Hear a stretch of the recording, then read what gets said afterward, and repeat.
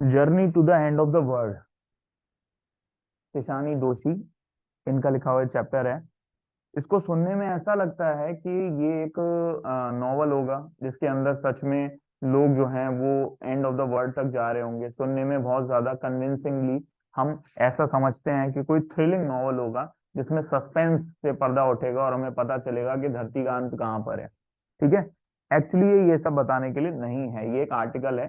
ईशानी दोषी एक राइटर हैं और डांसर हैं, वेल्श गुजराती ऑरिजिन की, है ना, मतलब वेलिंगटन में रहती हैं ये। ठीक है। वेलिंगटन गुजराती हैं ये। ठीक। मद्रास इंडिया के अंदर ही 1975 में पैदा हुई, लंदन चली गई 1999 में, जैसे कि मैं आपको बता रहा था, इंग्लैंड। ठीक है। 2001 में इंडिया आती हैं और वहां पर आके मतलब इंडिया में ये एक डांसर कोरियोग्राफर बन जाती हैं, चंद्रलेखा कोरियोग्राफर जो है उनके साथ। ठीक। फ्रीलांस जर्नलिस्ट के रूप में इन्होंने काम करा और फ्रीलांस जर्नलिस्ट के रूप में ही इन्होंने ये आर्टिकल लिखा था। ये आर्टिकल इतना मशहूर है कि मैंने भी इसको अपनी 12th क्लास में पढ़ा था और तब से ये चैप्टर के रूप में आ रहा है। ठीक है। अब इसको बहुत अच्छे से समझते चले जाना है। ठीक है।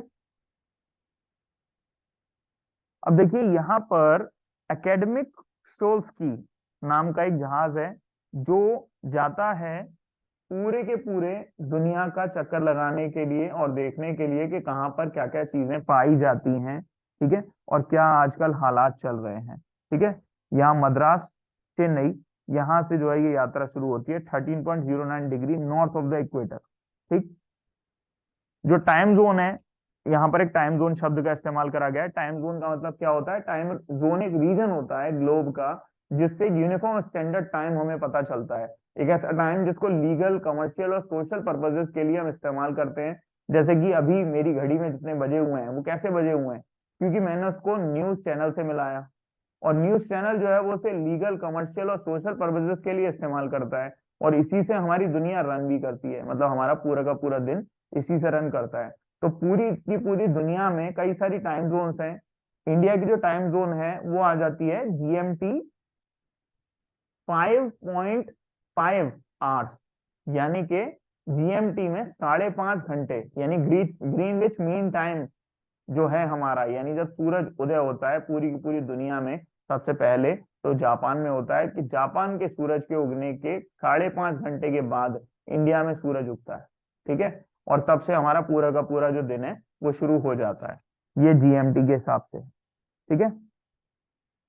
यहाँ पर एक एक्सपेंसिव वाइड लैंडस्केप दिखाई देता है जब शिप में आगे बढ़ते हैं लोग। एक wide landscape uninterrupted blue horizon के साथ। ब्लू होराइजन यहाँ पर दिखाता है हमारे आकाश को और जो व्हाइट लैंडस्केप है वो दिखाता है दूर दूर तक फैली हुई बर्फ को और पानी को। ठीक है। यहाँ पर धरती के लिए बात करी गई है। धरती का जैसे कि आप देख सकते हैं पुरानी गोंडवाना लैंड का ये फोटो है और गोंडवाना लैंड में जैसे कि आप गौर करेंगे तो नीचे यहाँ पर आपको ये अफ्रीका दिखाई दे रहा है। ठीक है।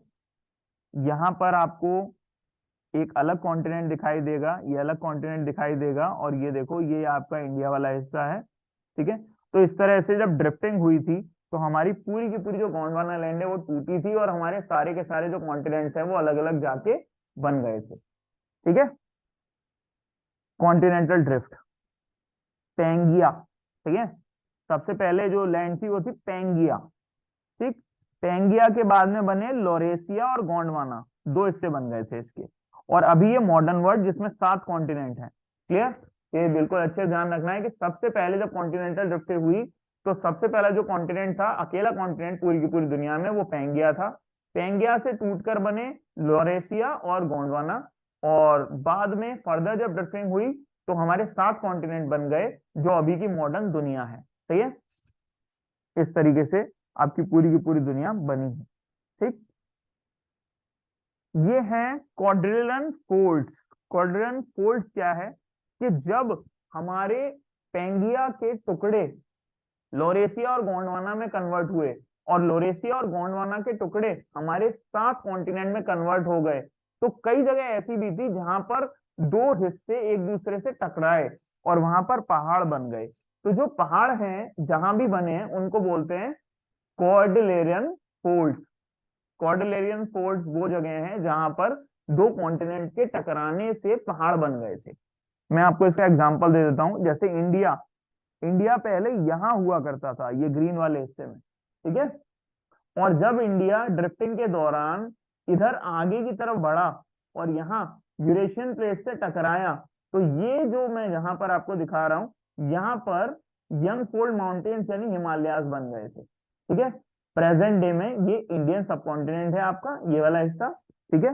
ये जाहिर सी बात है पाकिस्तान वाला हिस्सा है, और यहाँ पर आपके जाहिर सी बात है बांग्लादेश वाला हिस्सा है, ठीक है। इस तरीके से पूरा का पूरा हिस्सा बना था। आगे बढ़ते हैं, ड्रेक पैसेज। देखिए इंग्लिश नेविगेटर थे सर फ्रांसिस ड्रेक, उनके नाम पर ड्रेक पैसेज नाम रखा गया है। देखिए साउथ अमेरिका के नीचे वाला जो हिस्सा है यहाँ, साउथ अमेरिका और अंटार्कटिका के बीच का जो हिस्सा है ये वाला, इसको बोला जाता है ड्रेक पैसेज। क्लियर। तो यहाँ ये जो ड्रेक पैसेज है ये सर फ्रांसिस ड्रेक के नाम पर रखा गया है, क्योंकि उन्होंने इसको खोजा था, ठीक। और ये एक बहुत बड़ी वाटर बॉडी है साउथ अमेरिका के केप हॉर्न और south Shetland island of Antarctica के बीच की, जो मैं आपको बता रहा हूँ मेन बेसिक्स आप याद रख सकते हो कि साउथ अमेरिका और अंटार्कटिका के बीच का जो हिस्सा है उसे ड्रेक पैसेज कहते हैं, ठीक है। और यहाँ पर अटलांटिक ओशियन और पैसिफिक ओशियन का मिलन होता है, यानी आप यहाँ अगर देखेंगे तो ये पैसिफिक ओशियन है, और यहाँ अगर देखेंगे तो अटलांटिक ओशियन है, ये दोनों का मिलन यहाँ ड्रेक पैसेज के पास में होता है। क्लियर। आगे बढ़ते हैं इसमें, Antarctic circumpolar current. Antarctic circumpolar current क्या है? देखिए ये एंटी क्लॉकवाइज घूमने वाला एक करंट है, सॉरी क्लॉकवाइज घूमने वाला एक करंट है, जो वेस्ट से ईस्ट की तरफ अंटार्कटिका के इर्द गिर्द घूमता है। और जो सरकम पोलर है वो लैंड मास के कमी की वजह से, कि वहां पर लैंड वगैरह नहीं है ज्यादा, इसलिए। और अंटार्कटिका जो है वो गर्म ओशियन के पानी से, ठीक है, अलग कनेक्टेड रहता है। और यहाँ पर जो अंटार्कटिका है वो अपनी बड़ी बड़ी आइस शीट्स को मेंटेन कर पाता है, यानी अंटार्कटिका सरकम पोलर करंट एक ऐसी पानी की धारा है जो धरती के निचले हिस्से पर, ये जो आप लाइन देख रहे हैं रेड वाली, ये धरती के नीचे का हिस्सा है, आप ये समझिए कि धरती को आप नीचे से देख रहे हो, तो ये जो लाइन है इसमें वो धाराएं बहती हैं, Antarctic circumpolar current.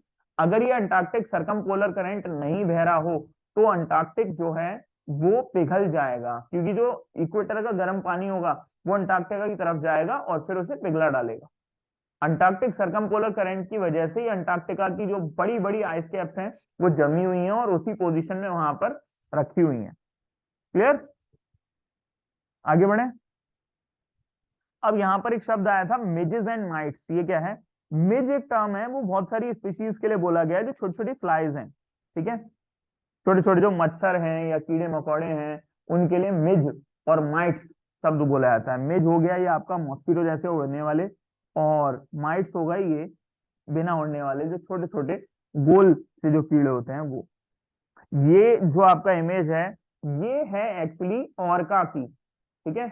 Orca well होती है और ये बात करती है सोनार के जरिए दूसरी वेल से, ठीक है, और इसी से ये शिकार भी करती है, ठीक।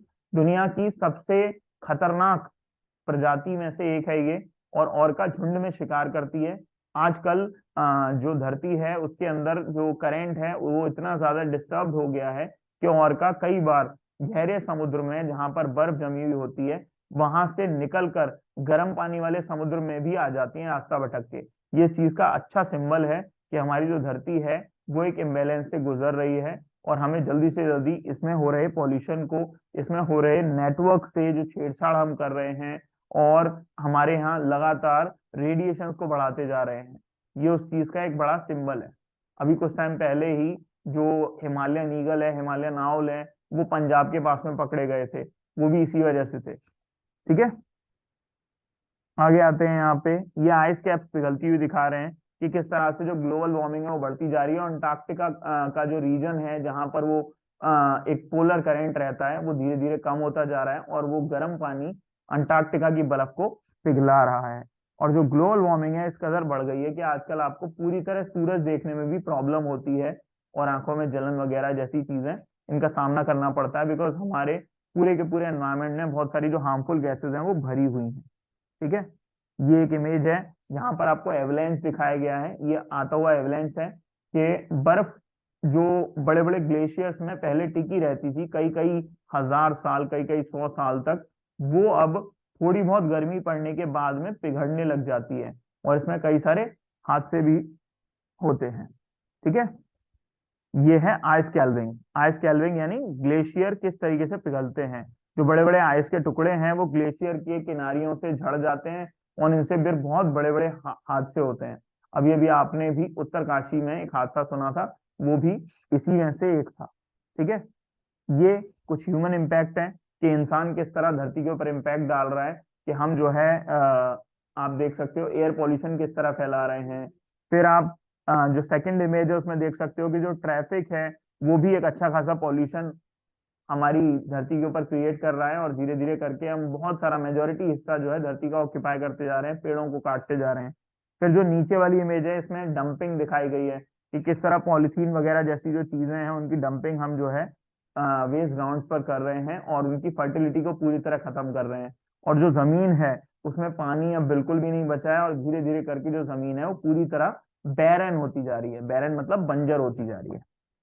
ठीक है, इसके बाद में आता है ग्रीन हाउस इफेक्ट। देखिए ग्रीन हाउस इफेक्ट आप सब लोग जानते हो कैसा होता है, क्या होता है, पर इसमें एक मोटी बात समझ लीजिए कि जो हमारा स्ट्रेटोस्फियर है, उस स्ट्रेटोस्फियर में ये जो लेयर है ओजोन की, ये पहले मोटी हुआ करती थी, लेकिन अब हमारी धरती के अंदर CO2 यानी कार्बन डाइऑक्साइड के लगातार बढ़ने की वजह से ये जो ओजोन लेयर है आप देख सकते हो पतली होती जा रही है, खत्म होती जा रही है, और धीरे धीरे करके जो सूरज की अल्ट्रावायलेट रेडिएशंस हैं वो धरती पर पहुंचती जा रही हैं। जितना ज्यादा धरती पर यूवी रेडिएशंस पहुंचेंगी उतना ज्यादा हमारा जो क्लाइमेट है वो अनइवन होता जाएगा, और इन एडवर्सिटीज की वजह से फ्यूचर में हमारी एग्जिस्टेंस को भी एक बहुत बड़ा डेंजर हो सकता है।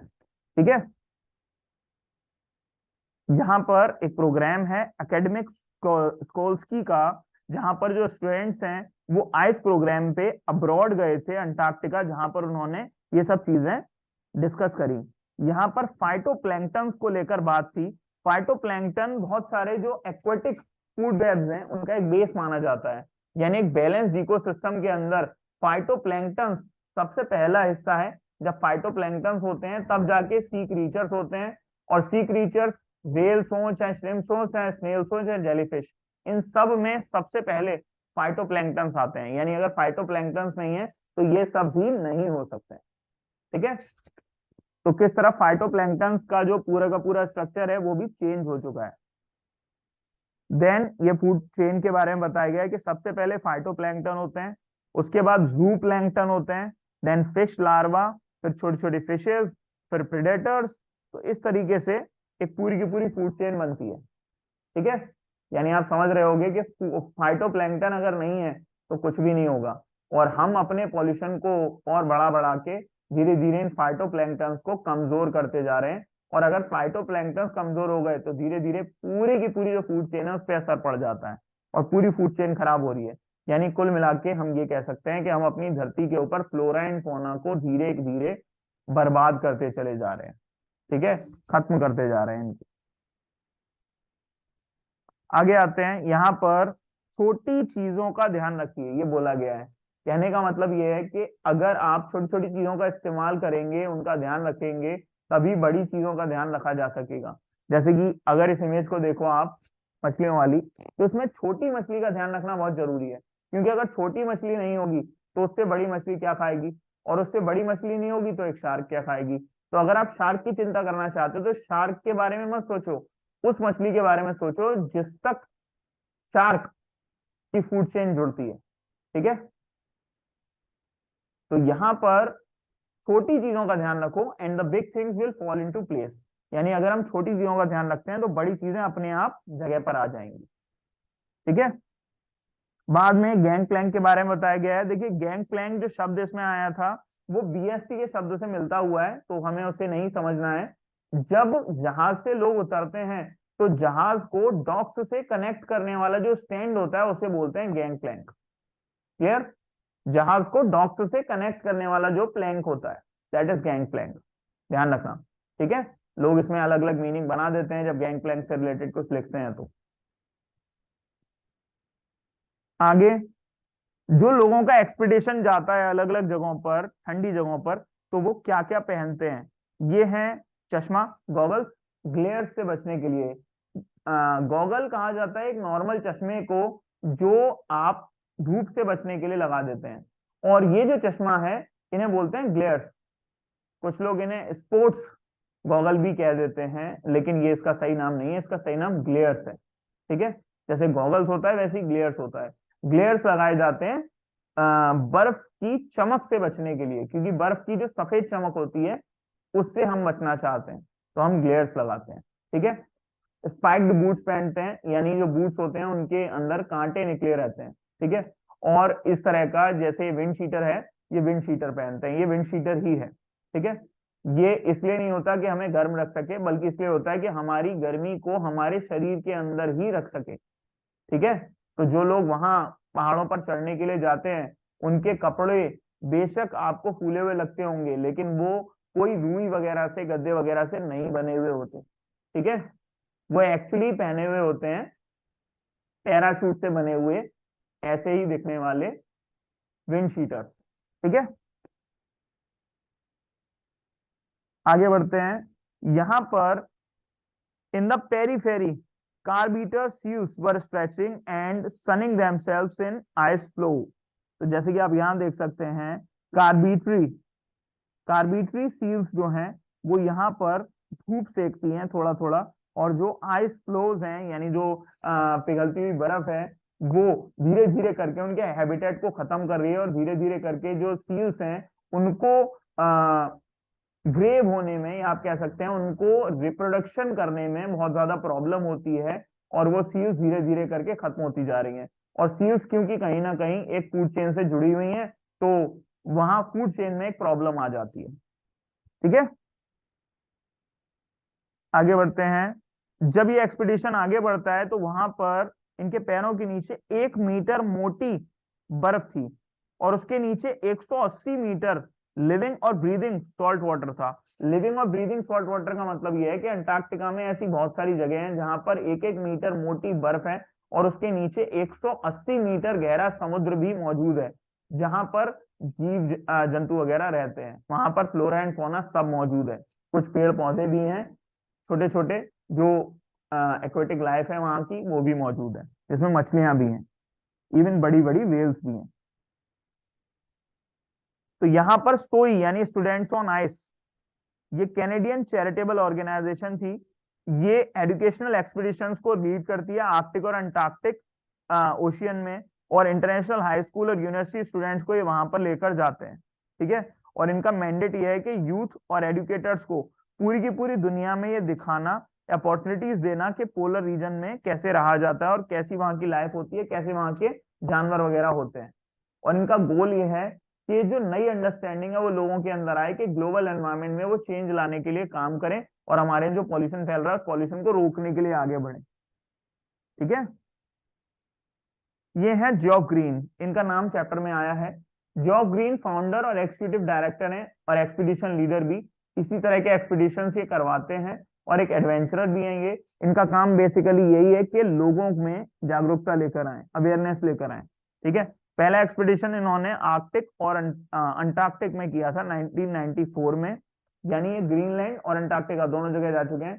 प्रोफाउंडली इंस्पायर्ड है कॉर्नर स्टोन से, यानी जो हमारा ग्लोबल इकोसिस्टम है वो किस तरह से बर्बाद हो रहा है, और अंटार्कटिका और आर्कटिक लेवल पे जो ग्रीनलैंड और अंटार्कटिका वाली जमीन है वो कितनी ज्यादा जरूरी है हमारे लिए। ठीक है, और 120 से भी ज्यादा एक्सपीडिशन ये ले जा चुके हैं 1994 से अब तक। ठीक, दर्जनों जर्नी इन्होंने इसलिए करी है, जो रिमोट कॉर्नर्स हैं प्लेनेट के, वहां पर जाया जा सके, और जहां कोई भी नहीं गया है उस जगह को एक्सप्लोर किया जा सके। ठीक है, अंटार्कटिका के बारे में कुछ चीजें यहाँ पे एग्जाम में आ जाती हैं, तो इसमें से बना के आप लिख सकते हो। सबसे ठंडा, सबसे ज्यादा ड्राई, सबसे ज्यादा हवादार कॉन्टिनेंट है ये, क्योंकि वहां पर कोई पेड़ पौधे नहीं है इसलिए। ठीक है, तो हवाएं बहुत अच्छे से वहां पर लग पाती हैं। एक्सपेंसिव, बहुत ही दूर तक फैला हुआ व्हाइट लैंडस्केप है। अनइंटरप्टेड ब्लू हॉराइजन, यानी दूर दूर तक जहां जहां तक देखेंगे आप ब्लू ब्लू ही दिखेगा, है ना, कहीं पर बर्फ और कहीं पर पानी। इमेंस, यानी दूर तक फैला हुआ है। आइसोलेटेड, दुनिया से बिल्कुल अलग। फ्रिजिड यानी जमा हुआ।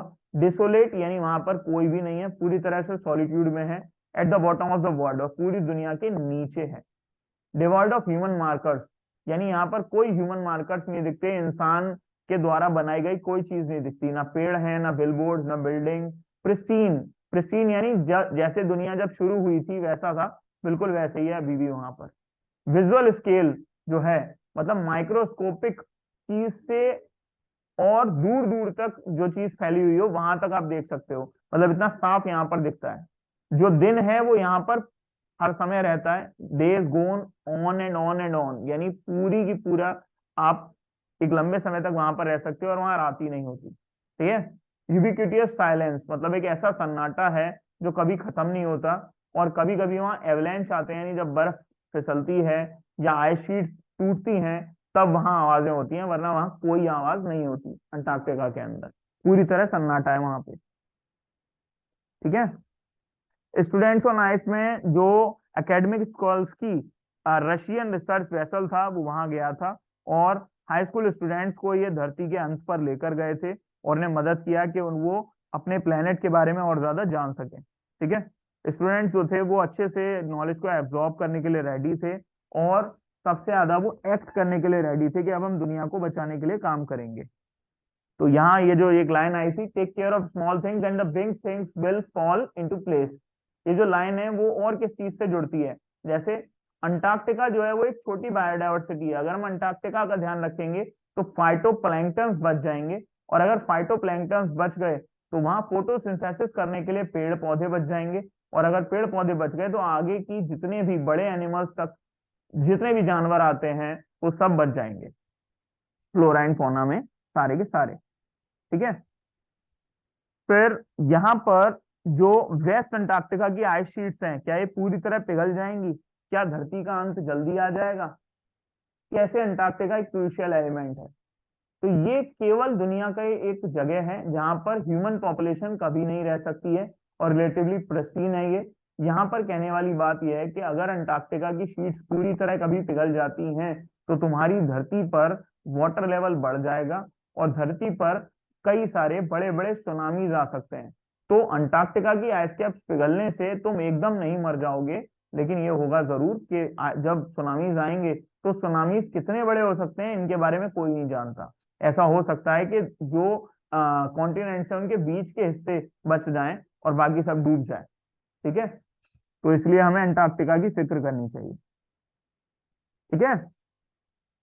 अब यहां पर लिखा हुआ है, if we want to study and examine the earth past present and future Antarctica is the place to go, यानी अगर हम धरती के पास्ट प्रेजेंट और फ्यूचर को स्टडी करना चाहते हैं तो हमें अंटार्कटिका जाना चाहिए। क्यों? क्योंकि अंटार्कटिका से हमें आइडिया मिलता है कि धरती मिलियंस ऑफ ईयर्स पहले कैसी थी, क्योंकि अब तो हमने उसके अंदर बहुत सारे ह्यूमन इंटरवेंशन किए हैं, चेंजिंग हुई है, मेल्टिंग, कोलाइडिंग और ड्रिफ्टिंग, कॉन्टिनेंट्स वगैरह बने हैं, लेकिन अंटार्कटिका अभी तक वैसे का वैसा है। तो हम अगर अंटार्कटिका को स्टडी कर पाते हैं तो हम ये देख पाएंगे कि हमारी धरती हजारों साल पहले, मिलियंस ऑफ ईयर पहले कैसी थी। ठीक है। तो दिस इज अ चैप्टर। तो जैसे कि आपने चैप्टर में जाना, journey to the end of the earth एक ऐसा चैप्टर नहीं है जिसमें कोई एडवेंचर दिखाया गया है, बल्कि इसके अंदर साइंस की बहुत सारी इन्फो दी गई है। ठीक है।